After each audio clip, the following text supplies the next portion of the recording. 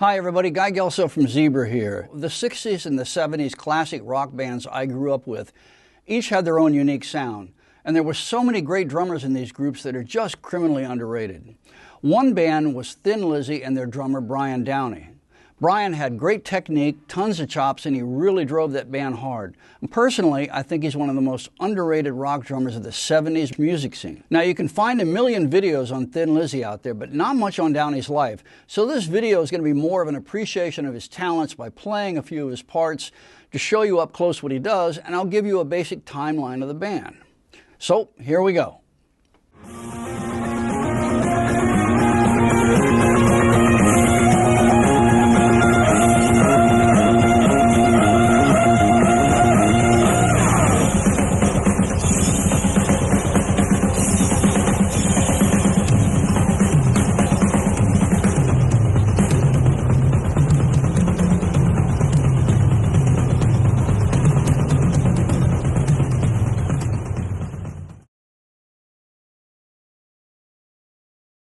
Brian Michael Downey was born January 27, 1951 in Dublin, Ireland. In his youth, Downey and co-founder of Thin Lizzy, Phil Lynott, attended the same school together. Downey had been in many local bands, the Liffey Beats, Modcon Cave Dwellers, and the Black Eagles with Lynott. Then Lynott formed Orphanage with Downey on drums after Downey's previous band Sugar Shack fell apart.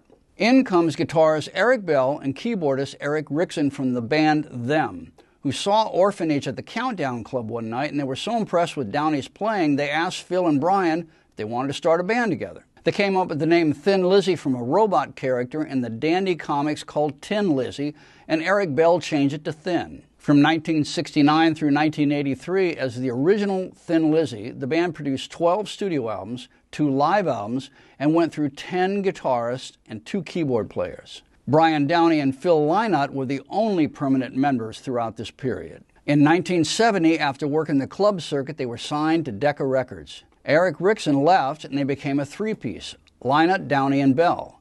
January 1971, they recorded their debut album titled Thin Lizzy, but it didn't sell very well. Next up was their second album, Shades of a Blue Orphanage, in 1972.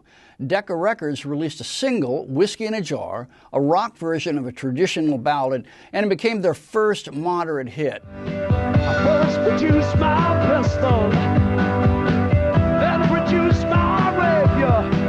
I said, stand no deliver, all the devil, he may take you. In 1973, the trio released their third album, Vagabonds of the Western World. But like the 2 previous albums, sales were just so-so. But one song, The Rocker, had that Thin Lizzy formula, and Downey just sounded great on it. I kick your face, you'd soon be seeing double. Hey little girl, keep your hands off of me. I'm a rocker. I'm a rocker.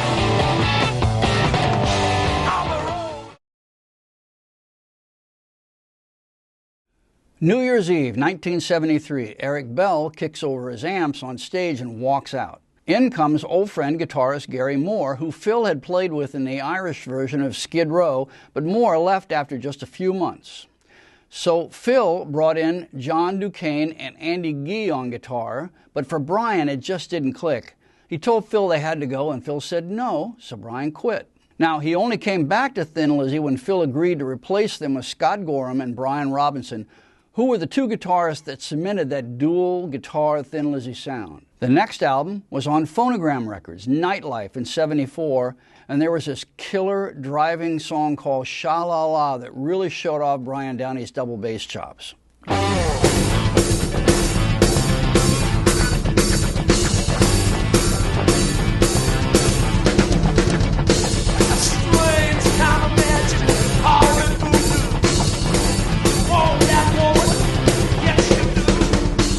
Their 5th album, Fighting, was the band's breakthrough album.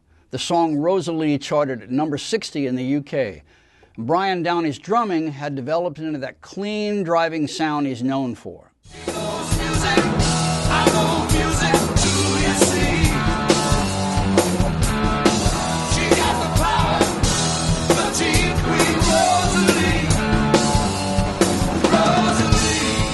When Thin Lizzy released their 6th album, Jailbreak, in 1976. They struck gold.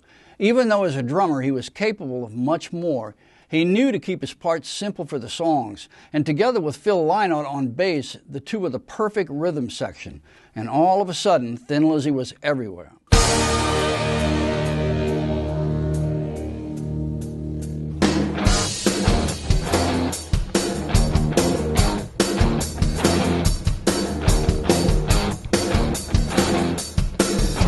Tonight there's gonna be a jailbreak somewhere in this town.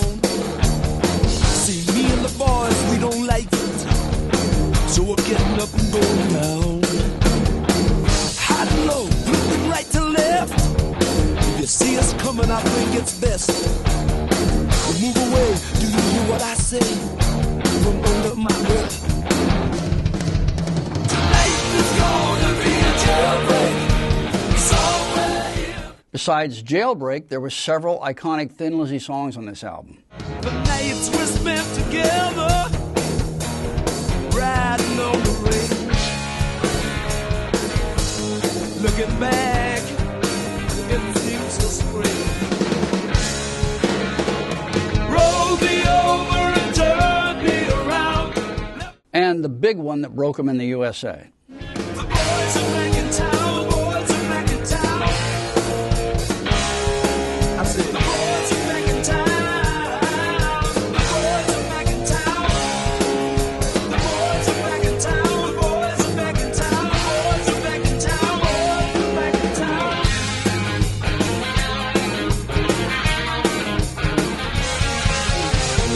You know that. The band was finally a worldwide success, and that's when everything started to go wrong. During the Jailbreak tour of the USA, Phil Lynott contracted hepatitis, and the tour was cut short and they had to go home. They started working on number 7, Johnny the Fox, released in '76, but they had a lot of arguments over directions of the songs in the studio. On Don't Believe a Word, Phil wanted a slow blues tempo, and Brian Robinson just hated it, and Phil walked out for a few days. Downey got involved and rewrote it with Robinson as a fast shuffle. Now, Brian is a master of the rock shuffle, and I love the opening fill he does with it.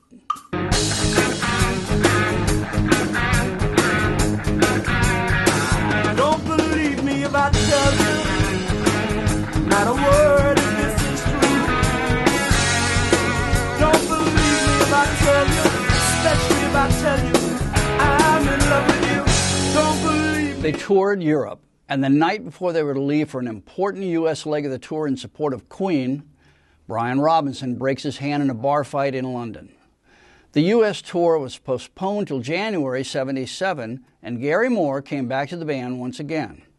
But that didn't last long, and Gary Moore left again, and with Brian Robinson gone, Thin Lizzy started working on their 8th album, Bad Reputation, released in '77 as a threesome with Scott Gorham pulling double duty on the guitar parts. Needing a second guitarist for the tour in 1978, Brian Robinson was brought back into the band. I love the title song, Bad Reputation. Brian and Phil start with this driving pattern, and then this 7/8 figure comes in, and it's a real workout to play.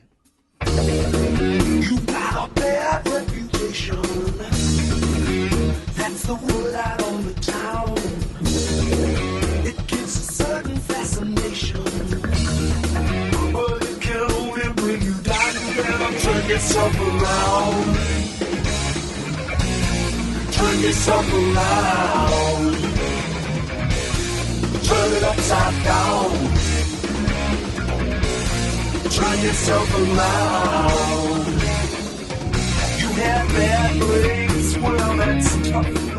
After the success of Bad Reputation, they released one of the best live albums of all times, Live and Dangerous from 1978. And this is the one I wore out. If you really want to hear Brian Downey's best playing, get this album. In late '78, Brian Downey got bad pneumonia and he couldn't tour, so drummer Mark Nossif from Ian Gillian's band filled in for a few months. With Downey rested, they came together for their 9th studio album. Brian Robinson was out for good at this point, and Gary Moore came back once again, and this time they had Moore for a full album. Black Rose is considered one of their best recordings.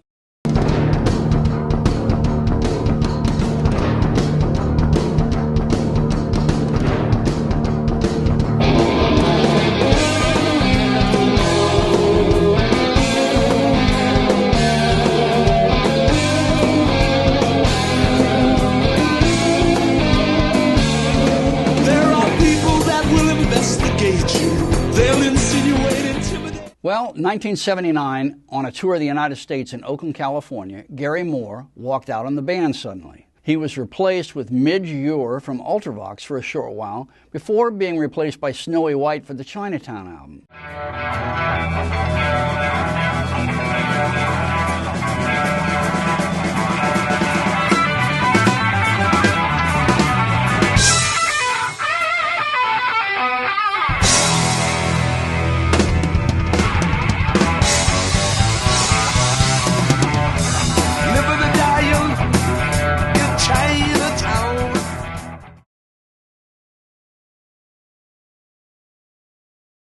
At this point, they had burned so many bridges in the U.S., proving over and over they were unreliable, the promoters just wouldn't touch them. They released 2 more albums, Renegade, and once again changed guitarists, bringing in John Sykes for the last album, Thunder and Lightning, but it never matched the success of previous albums.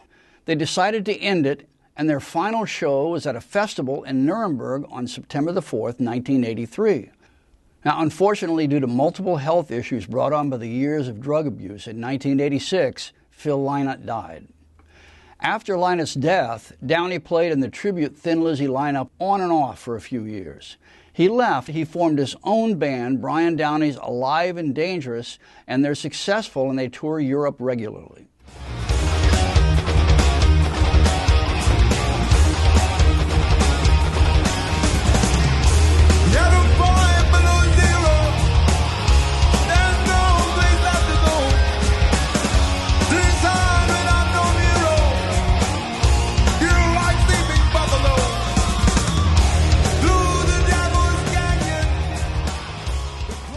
As of 2023, Brian is still playing great with his band, and since we're both born in the same year, 1951, nothing makes me smile more than a rock drummer in his 70s still hitting the drums hard.